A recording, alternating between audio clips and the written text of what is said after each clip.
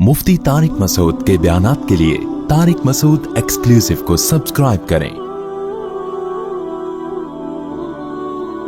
Tariq Masood exclusive.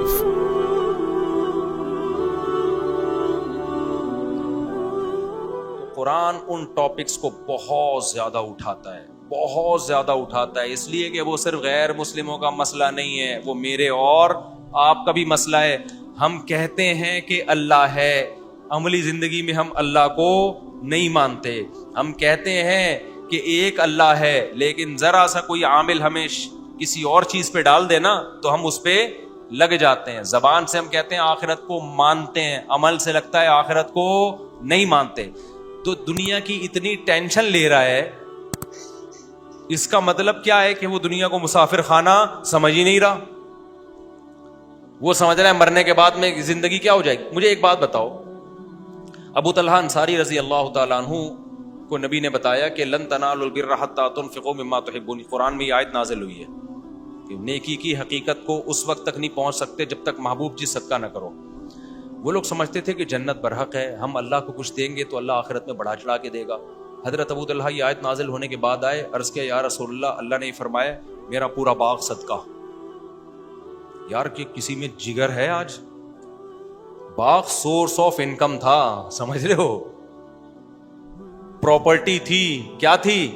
Property. सदका करना आसान काम नहीं होता। वो लोग तो कर लेते हैं, खरबों की जायदादें हैं तो चलो एक प्लॉट मदरसा के लिए 120 गज का,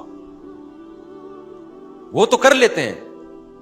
जिनकी प्रॉपर्टी इतनी सी हो, वो इतना बड़ा बाग आके सदका कर रहे हो। तो नबी ने क्या फरमाया? बखिन बखिन वाह वाह ज़ाका मालुन राबे। फरमाया तो बड़ा कीमती माल है। और हमारे नबी का भी आखिरत पर ईमान था ना। जाहिर है आप तो ईमान लोगों के दिलों में डाल रहे थे।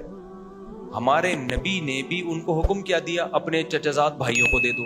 आप मुझे एक बात बताओ, कोई बंदा मेरा मुरीद हो, अबू तलहा अंसारी नबी के लिए मैदान में गर्दन कटाने के लिए तैयार थे या नहीं थे? तो जो गर्दन कटाने के लिए तैयार हो, वो पीरो मुर्शिद को हदिया देने पर राजी नहीं होगा। यार मुझे एक बात बताओ, मेरा एक मुरीद है, मुझे पता है मैं इसको बोलूं ये रात है दिन नहीं है, वो मान लेगा। इतनी अकीदत है उसके दिल में। मैं इसको बोलूं ये दिन है रात नहीं है, ये मान लेगा। मैं उसको बोलूं जा वहां गर्दन कटा के आ जाइए, कटा देगा। इसको मुझ पर इतना यकीन है। आप बताओ, मैं अगर उसे अपने लिए कैश कराना चाहूं, कितनी आसानी से होगा कि नहीं होगा? वो डॉलर की ब्रीफकेस भर के लाया मेरे पास। मुरीद ऐसा है कि मैं जो बोलूं वो ईमान ला चुके। साहबा तो ईमान ला चुके थे ना नबी पर। जिसको नबी कह दिया, इसका मतलब नबी ने अगर कह दिया ना दिन नहीं है रात है, तो दिन को क्या मानना पड़ेगा? रात मानना पड़ेगा। इतनी अकीदत उनके दिलों में। अब बताओ, मेरे किसी मुरीद के दिल में मेरी इतनी अकीदत हो, और मेरे घर भी ज्यादा हूं और खाने को रोटी भी ना हो। हमारे नबी की 9 बीवियां थी और घर में 40-40 दिन फाके। यही था ना। फर्ज करो मेरी कंडीशन ये हो कि मेरे घर में 4 हैं और घर में फाके चल रहे हैं, खाने को धेलेगा नहीं है मेरे पास। मेरे पास एक मेरा मुरीद आता है जो मेरे कहने से दिन को रात और रात को दिन कह देता है। मैं उसको बोलूं जा ट्रक के नीचे आ जा, मार ले अपने आप को, कत्ल कर दे, वो इसके लिए भी तैयार है। मैं उसको बोलूं जा फलां जगह जाके गर्दन काट दे, वो इसके लिए तैयार है।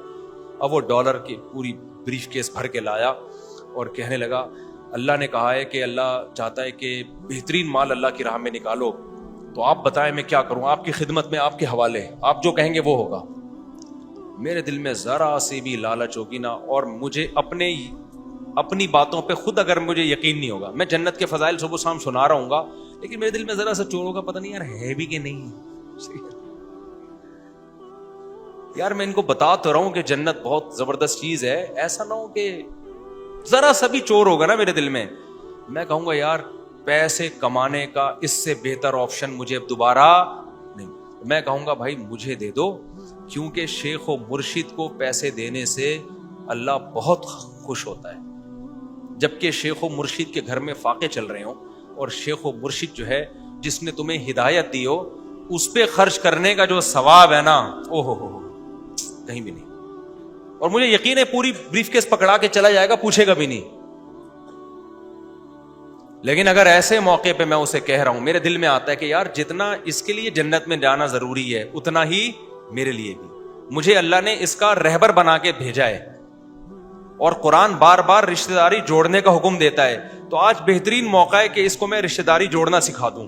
تو میں کہوں گا اپنے چچزاد بھائیوں کو دے دو جا کے, تاکہ تمہیں پتا چلے اسلام میں رشتوں کی کتنی ویلیو ہے. خدا کی قسم, محمد صلی اللہ علیہ وسلم نے جو 23 سال میں انقلاب دنیا میں لے کر آئے ہیں نا, یہ سیرت تھی نبی کی, جس کو دیکھ کے صحابہ کرام نے ایسی آگ بھری ہے, ان کو یقین آ گیا کہ واقعی جنت برحق ہے. اس لیے کہ جو جنت کے فضائل سنا رہا ہے وہ جنت کا سب سے زیادہ مشتاق ہے, اور وہ پریکٹیکلی کر کے دکھا رہا ہے کہ مجھے اللہ کے وعدوں پر جتنا یقین ہے اتنا تمہیں نہیں ہو سکتا. آج جو لیڈر ہے نا, لیڈر جو پیر و مرشد بنا بیٹھا ہوتا ہے, مریدوں کو پتا ہوتا ہے سب سے زیادہ دنیا کی محبت اسی کمبخت کے دل میں ہے. ہمارے ٹکڑوں پہ تو چل رہا ہے یہ سارا, تبھی ہر بیان میں مرید پیر پہ خرچ کرنے کے فضائل آ رہے ہوتے ہیں.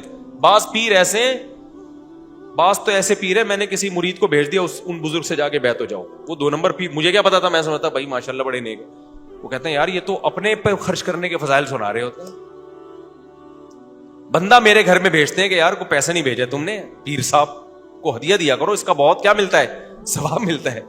میں نے کہا عجیب و غریب قسم کا پیر آیا یار.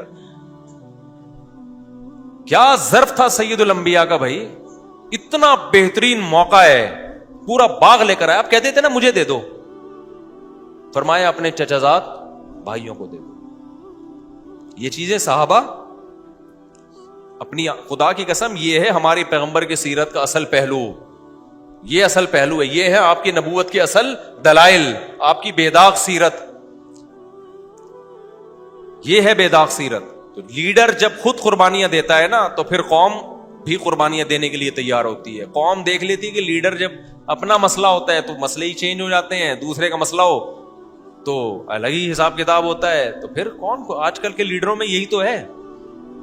آج کل کے جو ہمارے جو جس قسم کے ڈیزائن والے لیڈر چل رہے ہیں ان میں کیا ہے, قربانی نہیں ہے بھائی, قربانی نہیں ہے. تو کیسا نبی صلی اللہ علیہ وسلم کا آخرت پر ایمان. غزوہ احد میں جب صحابہ کے قدم اکھڑے ہیں, کیسا حملہ ہوا ہوگا نا کہ صحابہ کے قدم اکھڑ گئے, لیڈر کے قدم نہیں اکھڑے, اور آپ کے دانتوں پہ پتھر آ کے لگ رہے ہیں, دانت مبارک آپ کے ٹوٹ گئے. صحابہ یہ دیکھ رہے تھے کہ بھائی جو یہ جنت کی باتیں کر رہے ہیں نا, اگر ان کا مقصد دنیا ہوتا, معاذ اللہ جھوٹ بولا ہوتا انہوں نے, تو آج یہ میدان میں اکیلے نہ ڈٹتے. کیونکہ دنیا کے لیے یہ سب کچھ کر رہے ہیں نا, تو پھر دنیا ہی جب جا رہی ہے بھائی, قتل ہی ہو رہے ہیں, تو پھر کیا فائدہ. اور یہی حکمت تھی ہمارے نبی صلی اللہ علیہ وسلم نے غربت کو اختیار کیا. اگر آپ دولت کو اختیار کر لیتے وہ بھی جائز تھا, سلیمان علیہ السلام کے پاس دولت نہیں تھی کیا, ہمارے نبی نے غربت کو اس لیے اختیار کیا کہ آپ آخری نبی ہیں. آخری نبی نے اپنی طرف اعتراضات کی جو انگلیاں تھیں نا, جو آپ کی طرف اٹھ سکتی تھیں, ان تمام اٹھنے والی انگلیوں کا راستہ بند کر دیا. ایسی سیرت کے کوئی اعتراض کر ہی نہ سکے آپ کے اوپر کسی بھی طرح سے, ورنہ آپ دولت بھی تو رکھ سکتے تھے, اللہ نے اختیار دیا تھا آپ کو, اور جائز بھی تھا. صحابہ کرام نے دولت نہیں رکھی, دولت بری چیز ہوتی تو ہمارے نبی صحابہ کو رکھنے دیتے, خود نہیں رکھی. فرمایا فاقوں میں ہی رہوں گا میں, تاکہ کوئی انگلی نہ اٹھا سکے کہ یہ سارا معاذ اللہ آپ نے سیٹ اپ بنایا تھا دنیا کمانے کے لیے. نہ بھائی, ہمارے نبی کی سیرت سے پتہ چلتا ہے اس میں دنیا کی محبت کا کوئی دخل نہیں ہے. ایک اور میں مثال دے کے, ابھی اذان کا ٹائم ہو رہا ہے, بس جلدی سے مثال دے دوں. آپ مجھے بتاؤ, میں اگر کہیں پڑا ہوا ہوں غربت میں, میرے مریدین آئیں اور دیکھیں کہ استاد جی کو تو ہم سمجھتے تھے لینڈ کروزر میں گھوم رہے ہیں, میں سمجھتے تھے ریوو میں گھوم رہے ہیں, اور یہ آج استاد جی کے گھر میں آئے تو نہ بیٹھنے کے لیے صوفہ, نہ چارپائی, کھجور کی چٹائی پہ استاذ محترم بنیان پہن کے لیٹے ہوئے ہیں, اور استاد جی کے جسم پہ اتنے نشانات, پیر و مرشد کے جسم پہ. تو میرا کوئی مرید آئے اور کہے ہائے استاد جی آپ کی یہ حالت, تو میں کیا کہوں گا, بہترین موقع ملا ہے, مرید بھی کروڑ پتی ہو. میں کہوں گا یار, میرا حصہ ہی ہوگا, کیا کریں یار, بس اصل میں بس اسی میں خوش ہیں, اللہ نے دیا ہوا ہے, کیا کہ لوگوں کے سامنے بات تو نہیں پھیلائیں گے نا. مانگنے کا پھر یہ اسٹائل ہوگا نا کہ یار اب آپ دیکھو, اب میں کیا, میں بھیک مانگوں, بس ہے جو ہے مجبور ہے. تو وہ لے گڈی نکال کے دے گا, اچھا مجھے تو پتا چل گیا, یہ رکھیں آپ, یہی ہوگا نا. ہمارے نبی کے ساتھ ایسا نہیں ہوا. حضرت عمر نے جب نبی کو دیکھا کہ گھر میں تو کچھ بھی نہیں ہے, تو ہمارے نبی کہہ سکتے تھے کہ عمر میں لوگوں کو اپنی حالت کیا بتاؤں بھائی, کچھ بھی نہیں ہے, مجبوری میں اب گزارا کر رہے ہیں, میں لوگوں کو منع کرتا ہوں بھیک نہ مانگو, لوگوں کے سے ہاتھ نہ پھیلاؤ, اللہ سے مانگو. تو میں اب کیا, میں بھی تو اب اللہ سے مانگوں گا. تو حضرت عمر جاتے, ابو بکر عثمان کو لے کے آتے, بھائی اب تعاون کریں.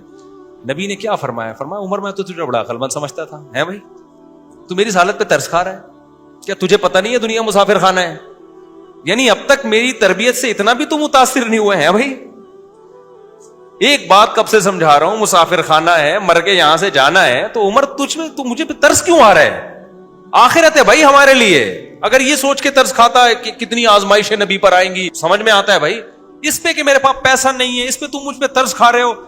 عمر تجھ سے یہ توقع نہیں تھی. یہ اس کی علامت ہے کہ بھائی جو پیغام لے کر آئے ہیں نا اس پہ قائم ہے. سمجھتے نہیں ہو بات کو, جب نہیں پڑھو گے رات کو تو نہیں سمجھو گے. اللہ تعالیٰ عمل کی توفیق عطا فرمائے.